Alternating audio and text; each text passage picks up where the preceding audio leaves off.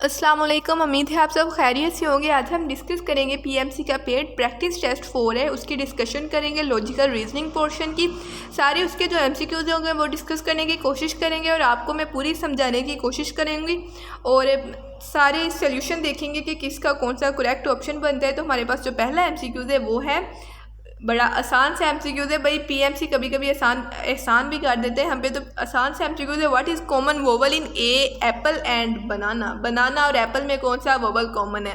तो इनमें एप्पल में देखें 2 वोवल्स यूज़ हुए, ए एंड ई। बनाना में सिर्फ एक यूज़ हुआ है, तो दोनों में कॉमन कौन सा? ए। तो ए जो कॉमन वोवल है, तो इसका करेक्ट आंसर कौन सा होगा? हमारे पास ए। तो ये करेक्ट हो गया। नेक्स्ट एमसीक्यूज है हमारे पास, ये पहला आसान था। नेक्स्ट देखते हैं।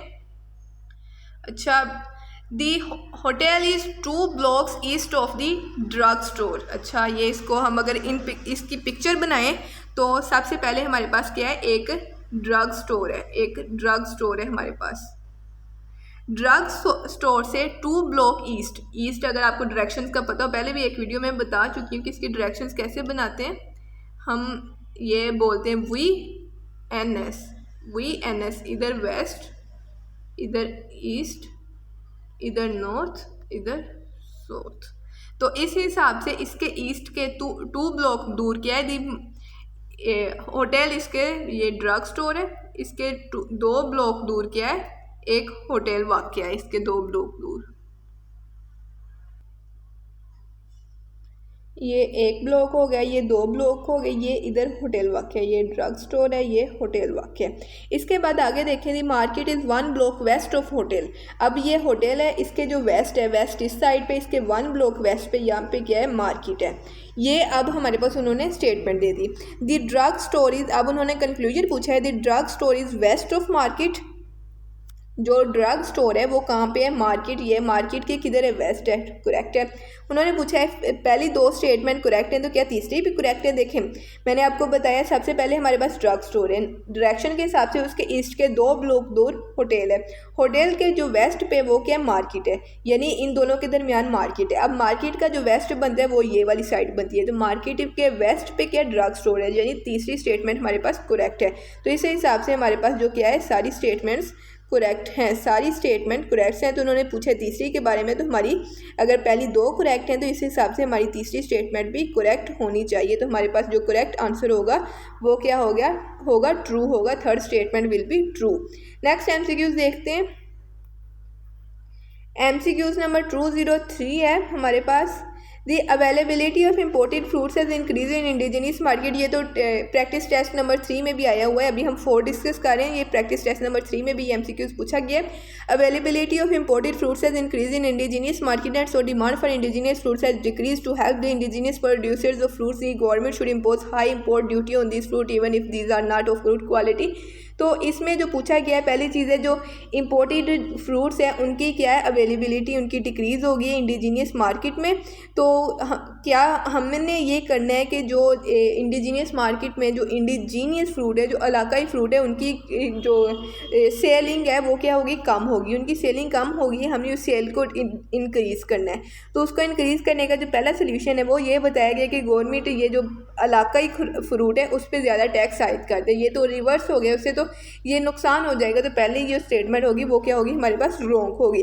दूसरी स्टेटमेंट जो उन्होंने बोली है उसमें उन्होंने बोला है the fruit vendors should stop selling imported fruits. Fruit vendors को इम्पोर्टेड फ्रूट सेल करने से रोकना चाहिए, यानी फ्रूट वेंडर्स जो हैं उनको रोकना चाहिए कि आप इम्पोर्टेड फ्रूट्स ना सेलें। इस हिसाब से तो हमारा अपना ही नुकसान होगा। तो हम ये कर सकते हैं इनको रोकने की बजाय कि फ्रूट्स की क्वालिटी इंक्रीज़ कर लें, कि जो इलाकाई फ्रूट उनकी क्वालिटी इम्पोर्टेड फ्रूट से इंक्रीज़ कर दें, कुछ इस तरह का कर दें, तो उनको रोकना भी गलत हल होगा। तो ये दोनों ही इसके जो हल हैं ये क्या गलत है, तो हमारे पास इनमें से कोई भी फॉलो नहीं किया जाएगा। None of these will be followed. Next MCQs है हमारे पास, What should come next to confound, illiterate, bewilder। अच्छा, ये वो कैब के वर्ड दे दिए। कन्फाउंड का मतलब हैरान परेशान होना होता है, लेकिन देखें कन्फाउंड का जो लफ्ज़ी मायने होते हैं हैरान परेशान, इसमें कुछ ये चीज़ आप याद रखें, हैरान परेशान का मतलब यहाँ डरना नहीं है। यहाँ पे कंफ्यूज होना है। कंफ्यूज होने का मतलब है lack of knowledge. Lack of knowledge, जब आपको नॉलेज नहीं है तो ये आप कन्फाउंड के ज़िम्रे में आते हैं। तो यहाँ पे कन्फाउंड का क्या मतलब है? Lack of knowledge. इलिटरेट से आपको दोबारा ये वाज़ह हो जाएगा कि कन्फाउंड का मतलब क्या है? इलिटरेट यानी लैक ऑफ नॉलेज है। कन्फाउंड का मतलब यहाँ पे डरना नहीं है। सेम मीनिंग में बेविल्डर आता है, तो इसका नेक्स्ट क्या होना चाहिए? अल्फ़ा में हमारे पास जो है वो क्या है? काइंड है। कन्फाउंड और काइंड का बिल्कुल एक दूसरे में तलक नहीं है। बीटा अनलर्नड है। अनलर्नड का मतलब होता है इलिटरेट, तो ये करेक्ट है। बीटा करेक्ट ऑप्शन होगा। चार्ली में देखें नॉर्मल, ये करेक्ट नहीं होगा। डेल्टा में डिसेबल, ये भी करेक्ट नहीं होगा। तो हमारे पास करेक्ट ऑप्शन अनलर्नड होगा। नेक्स्ट एमसीक्यूज है हमारे पास। एमसीक्यूज नंबर 205 पीएमसी का favourite portion cause and effect. आपका सबसे बुरा जो आपको पोर्शन लगता है वो काज एंड इफेक्ट, और पीएमसी को सबसे पसंद ही है। तो हमारे पास स्टेटमेंट ये, department of finance have levied more taxes. जो फाइनेंस डिपार्टमेंट है उसने ज़्यादा टैक्सेस आयद कर दिए हैं। ये टैक्स आयद करना होता है, लागू करना, लेविड होते हैं। तो डिपार्टमेंट ऑफ फाइनेंस ने क्या किया कि ज़्यादा टैक्सेस आयद कर दिए। The economic shortfall of country has slashed. जो इकोनॉमिक शॉर्टफॉल ऑफ कंट्री था वो क्या? स्लैश। स्लैश का मीनिंग पता होगा कि एक कटौती या कटिंग या इससे रिलेटेड वर्ड होते हैं। स्लैश जो लैंग्वेज में भी यूज़ होते हैं। तो जो इकोनॉमिक शॉर्टफॉल था उसके स्लैश होने की वजह से डिपार्टमेंट ऑफ फाइनेंस ने क्या किया कि अपने जो ख़जाना है या जो मुल्की ख़जाना जो होते हैं उसको मेंटेन करने के लिए क्या कर दिया कि टैक्सेस क्या कर दिए? इंक्रीज़ कर दिए या मोर टैक्सेस लगा दिए, मज़ीद टैक्सेस लगा दिए। बिल्कुल ये दूसरी स्टेटमेंट काज बन रही है, पहली इफ़ेक्ट बन रही है। अब देखें टैक्सेस जब लगाते हैं तब क्या होता है? तब खुशहाली आती है। लेकिन यहाँ पे क्या पूछा गया? ये अगर इसको काज रखें, इसको इफेक्ट रखें तो ये क्या उलट हो जाएगा, एक दूसरे के रिवर्स हो जाएगा, इन्वर्स हो जाएगा। लेकिन अगर हम इसको काज रखें, इसको इफेक्ट रखें तो हमारे पास इकोनॉमिक शॉर्टफॉल हुआ, उसकी वजह से क्या हुआ? हमने टैक्सेस लगा दिए। बिल्कुल करेक्ट है हमारे पास। तो दूसरी काज होगी और पहली स्टेटमेंट हमारे पास क्या होगी? इफेक्ट होगी। तो यहाँ पे statement 2 is cause and statement 1 is effect, ये हमारे पास करेक्ट ऑप्शन होगा। नेक्स्ट एमसीक्यूज़ है हमारे पास। एमसीक्यूज़ नंबर 206 एमसीक्यूज़ है, तो इसका सोल्व करते हैं। The word door step.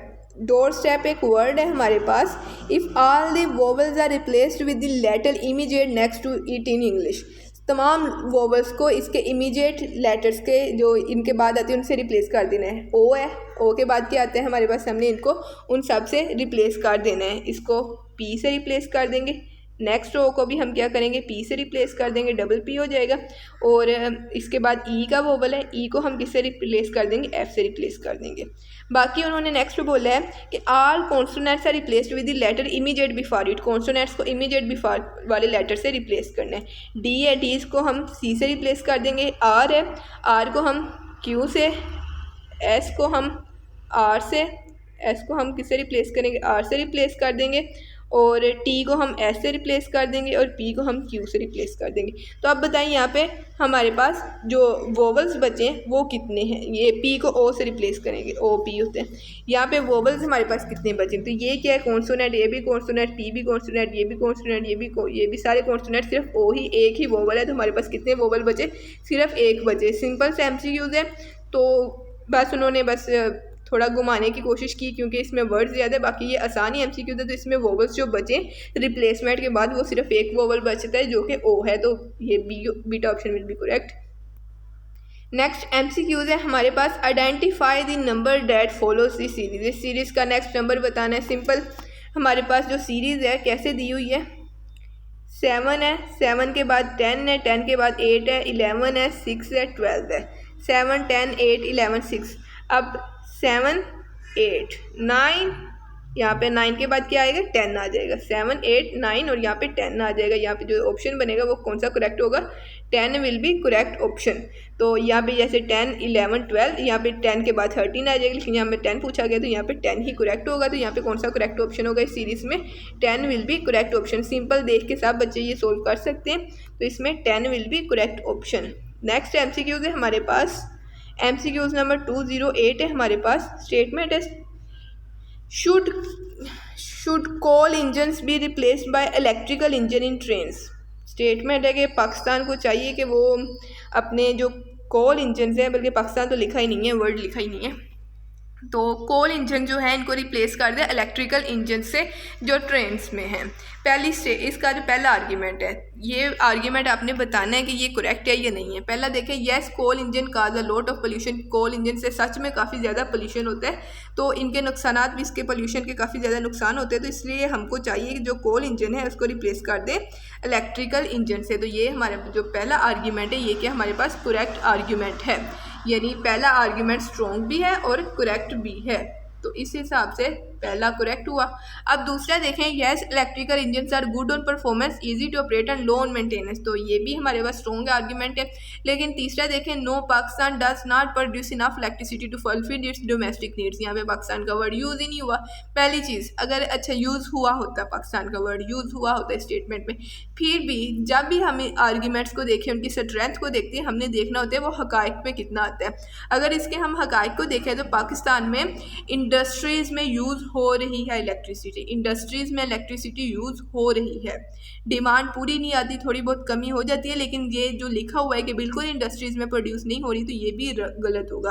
तो इंडस्ट्रीज़ में प्रोड्यूस हो रही है, तो इस हिसाब से ये अगर पाकिस्तान का वर्ड हो तो फिर भी रोंग है, अगर पाकिस्तान का वर्ड यहाँ पे ना प्रेजेंट हो फिर भी रोंग है।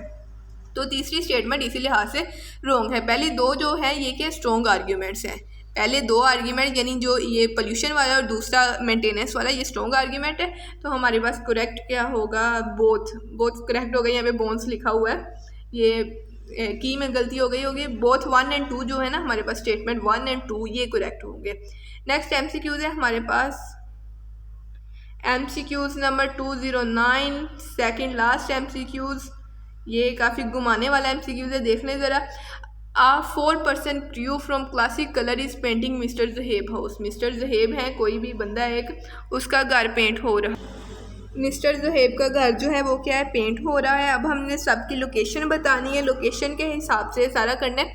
Ahmed is painting the front of house, for example ये उनका घर है, उनका जो फ्रंट है वो क्या अहमद, उनको यहाँ पे ए लिख देते हैं, वहाँ पे अहमद काम कर रहे हैं।